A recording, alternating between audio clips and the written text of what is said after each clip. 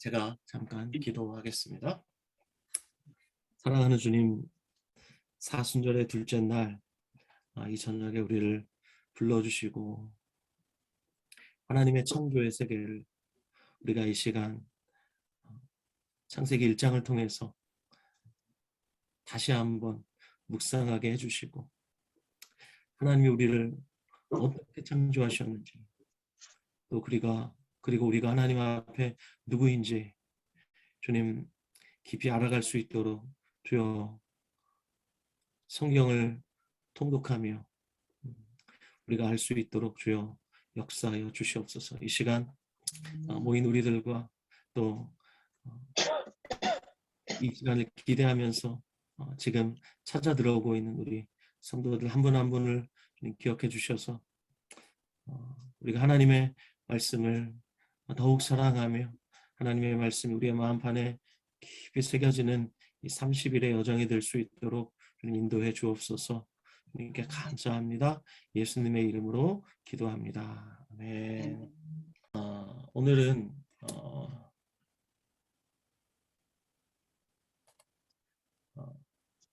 두 번째 창조라는 주제를 가지고 이 시간 창세기 1장을 간단하게 제가 개관해 드리도록 하겠습니다. 교재가 있는 분들은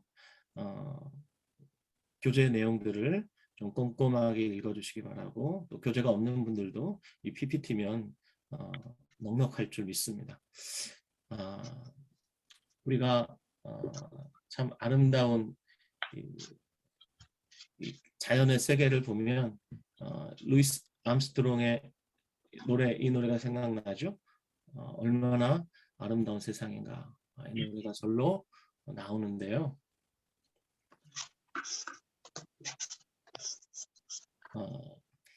이 아름다운 피조 세계를 보면서 우리의 마음속에 이런 생각이 들죠. 과연 저 산은 언제부터 존재했을까?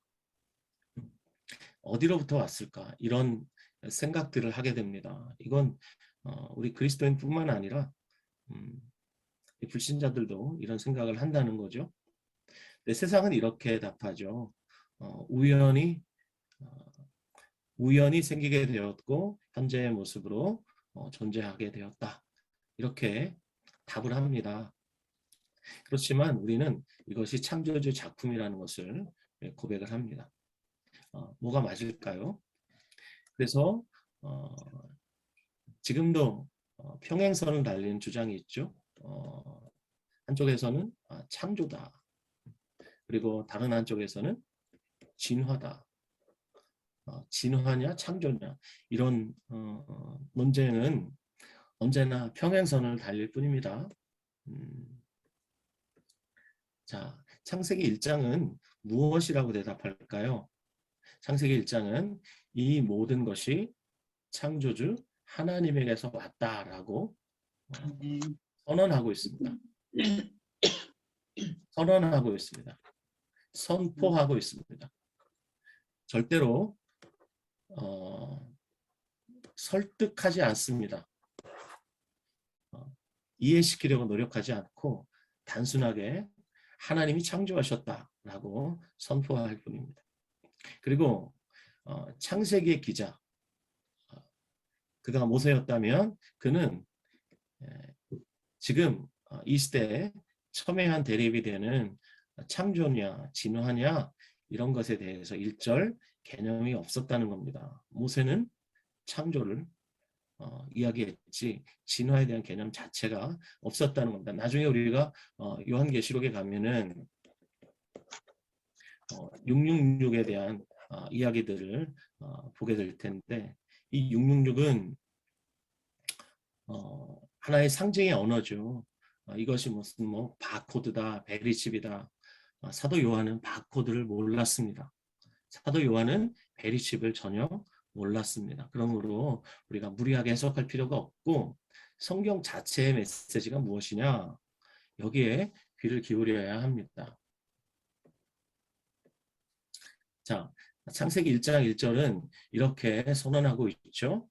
태초에 하나님이 천지를 창조하셨다. 그래서 창세기 1장을 보면 시간이 가장 먼저 창조가 되죠. 태초에 in the beginning 이러면서 태초, 즉 시작이 있었다라는 것을 우리에게 선포하고 있습니다. 그리고 태초에 하나님이 천지를 창조하셨다고 말씀하고 있는데 이 천지란 단순히 물리적인 하늘과 땅을 말하는 것이 아니라 전부를 가리키는 거예요. 속속들이 전부다. 이것이 바로 천지가 가리키는 것입니다. 우리가 보통 이러잖아요. 당신은 머리끝부터 발끝까지 아름다워요 라고 칭찬을 할 때 이게 무슨 뜻인가요? 당신의 전부가 아름다워요 이런 뜻이죠. 그래서 하나님은 땅에서부터 하늘까지 빠짐없이 모든 것 하나하나를 다 만드셨다. 그래서 온 우주 만물 이 모든 것은 made by God이다. 우리가 made in Korea라고 말하는 것처럼 하나님에 의해 창조되었다라고 성경은 선언하고 있습니다. 자, 창세기 1장의 구절을 보면 가장 먼저 창조된 것이 시간이죠. 그 다음에 빛이 창조되고 하늘, 바다, 땅, 이 순서로 창조가 됩니다. 그리고 하늘의 광명체들을 배치하시고 이 광명체가 창조됨으로 말미암아 계절이 생기죠. 날짜가 생기고 계절이 생깁니다. 먼저 하늘, 바다, 땅이 생기고 거기에 각각의 거주자들이 생깁니다. 하늘에는 새, 바다에는 바다 생물, 그리고 땅에는 식물과 동물과 인간이 창조가 되죠. 그리고 모든 피조개를 보시면서 좋았다 이렇게 하나님이 선언하셨습니다. 그런데 이 창조세계를 볼 때 우리가 창조세계를 보면서 우리 경탄을 하는데 참 경이롭죠. 제가 간 네팔만 해도 엄청납니다. 히말라야 산맥 앞에 서게 되면 그냥 입이 다물어지지가 않습니다. 어떤 때는 막 눈물밖에 안 나요. 너무너무 경이롭습니다. 그렇지만 그 창조세계의 경이로움보다 더 경이로운 분이 누구시냐? 바로 창조주 하나님이시죠. 그래서 이 저자는 이 30분 성경 드라마 이 책의 저자는 하나님이 어떤 분이신가 한 4가지 정도로 말하고 있는데요. 자, 하나님은 위대한 왕이시다. 이렇게 선언하고 있습니다. 말씀 한마디로 천지를 창조하신 전능자이시죠. 또 하나님은 피조세계를 섭리하시는 하나님이시다. 이렇게 말합니다. 요즘 외계인이 지구를 창조했을 것이다. 이렇게 믿는 사람들도 있죠. 만약 이렇게 믿으면 지금 외계인은 그냥 지구에서 일어나는 어떤 일들도 간섭하지 않는 그런 존재죠. 하지만 하나님은 피조세계를 창조하셨을 뿐만 아니라 섭리하십니다. 우리가 섭리라는 단어는 잘 쓰지 않죠. 이 섭리라는 단어가 뜻하는 것이 뭐냐면 통치하신다는 겁니다. 간섭하시고 통치하신다는 겁니다. 하나님은 창조하셨을 뿐만 아니라 그 창조하신 세상을 통치하고 계십니다. 자, 그리고 하나님은 유일무이하신 하나님이십니다. 자, 이제 창세기 1장을 우리가 읽다 보면 해와 달이 광명체다 이렇게 표현이 되어 있습니다. 해라고 달이라고 표현되어 있지 않습니다. 그냥 광명체다 이렇게 표현이 됩니다. 왜냐하면 고대에 해와 달은 신으로 숭배되었습니다. 그래서 해의 이름이 세메시였고 달의 이름이 야리아흐이었는데 단순히 창세기 1장에서는 광명체다 이렇게 기록되어 있습니다. 메오롯 무슨 뜻이냐? 해와 달은 신이 아니라 피조물에 불과하다는 겁니다. 그래서 이따가 통독할 때 여러분들이 광명체라고 왜 말했는가 보시게 될 겁니다. 자, 그리고 하나님은 자애롭고 자상하신 하나님이시다. 이렇게 이 저자는 하나님을 이렇게 선포하고 있습니다. 자, 근데 제가 이 부분은 교재에 나오지 않는 내용인데 제가 여러분의 이해를 돕기 위해서 간단하게 좀 적어 보았습니다. 자, 이스라엘 주변에 있는 나라들을 고대 근동 지역이라고 하는데 거기에도 창조 신화가 있어요. 여러분 우리나라도 뭐 단군 신화처럼 여러 가지 신화들이 있죠. 이 고대 근동에 창조 신화가 있는데 이 창조 신화에는 신이 계급이 있습니다. 고위의 신이 있고 하위의 신이 있습니다. 네, 이 하위의 신들이 뭘 하냐면 허드렛 일을 합니다. 이 허드렛 일을 하던 이 하위의 신들이 어느 날 반란을 일으키죠. 그랬을 때 이 고위의 신들이 하위의 신들을 달래기 위해서 인간이라는 존재를 창조했다. 이것이 고대 근동에 나오는 창조 신화예요. 그래서 허드렛 일을 하는 종으로 부랴부랴 창조된 것이 인간이다. 어때요? 인간은 그냥 노동력이 필요했기 때문에 창조된 존재예요. 고대 근동의 신화는요. 근데 성경은 그렇게 말씀하고 있지 않죠. 성경은 인간의 창조가 창조의 절정이다. 클라이막스다.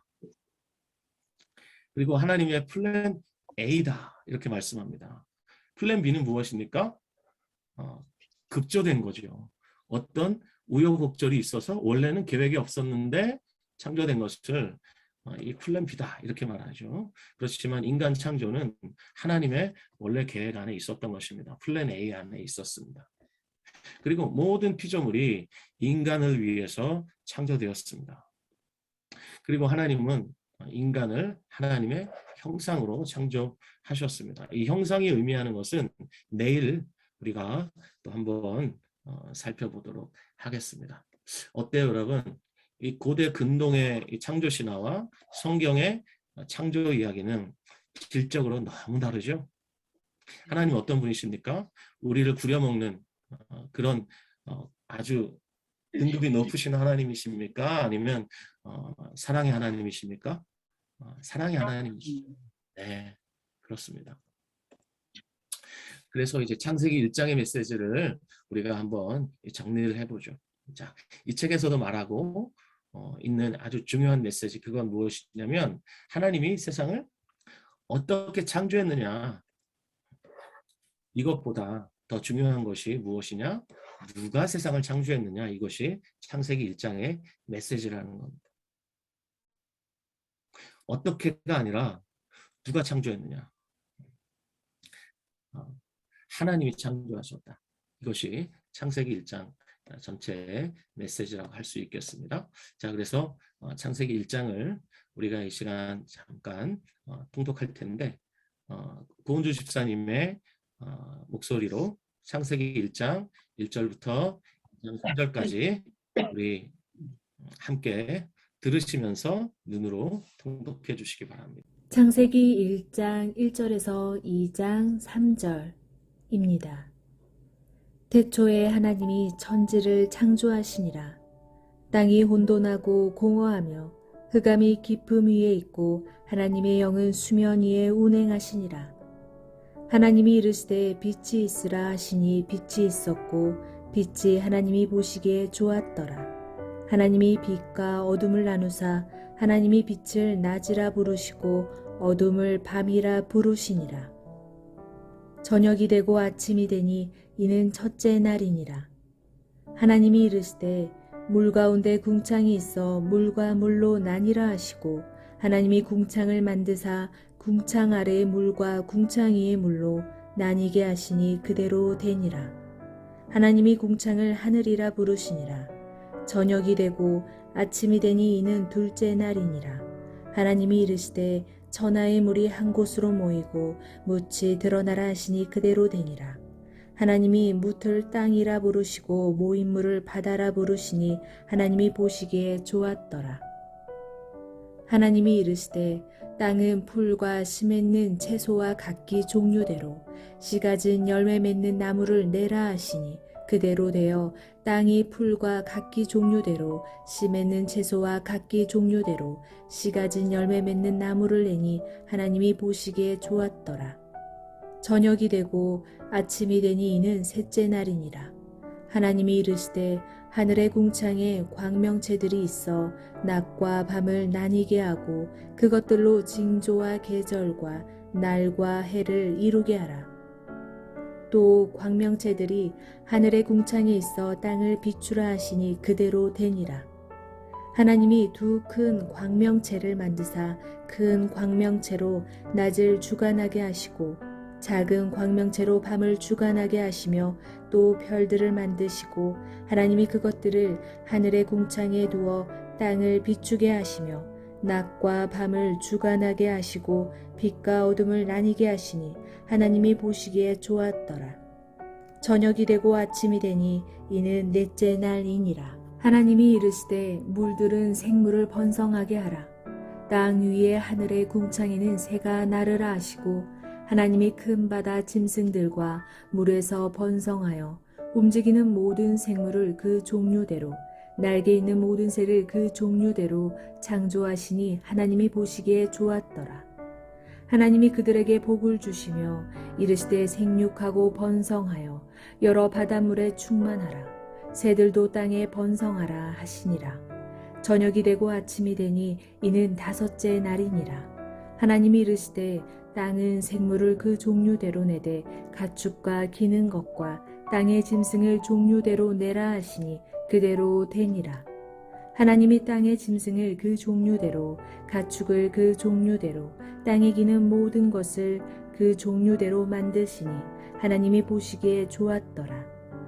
하나님이 이르시되 우리의 형상을 따라 우리의 모양대로 우리가 사람을 만들고 그들로 바다의 물고기와 하늘의 새와 가축과 온 땅과 땅에 기는 모든 것을 다스리게 하자 하시고 하나님이 자기 형상 곧 하나님의 형상대로 사람을 창조하시되 남자와 여자를 창조하시고 하나님이 그들에게 복을 주시며 하나님이 그들에게 이르시되 생육하고 번성하여 땅에 충만하라.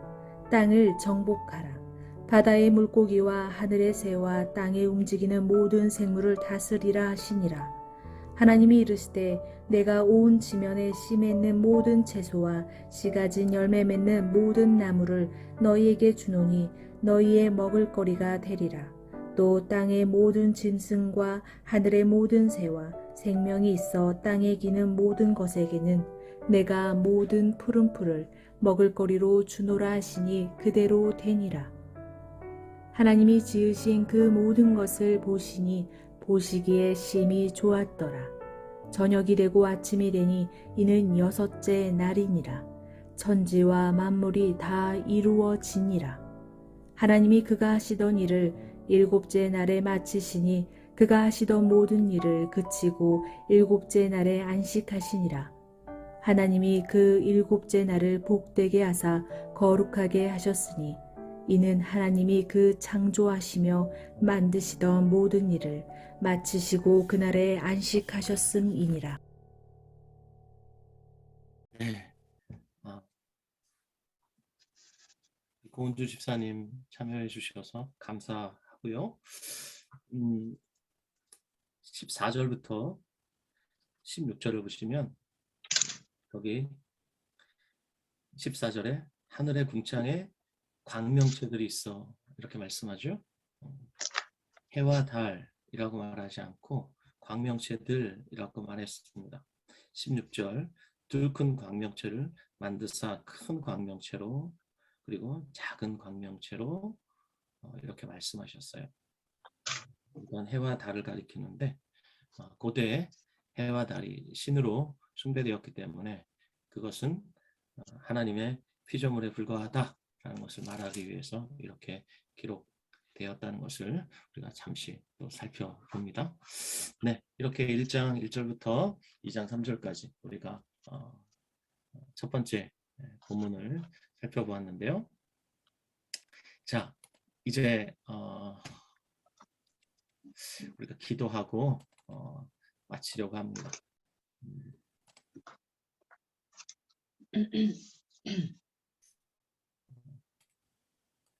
첫 번째, 어제 우리가 함께 기도했던 세 가지 내용을 가지고 다시 한번 기도하기를 원합니다.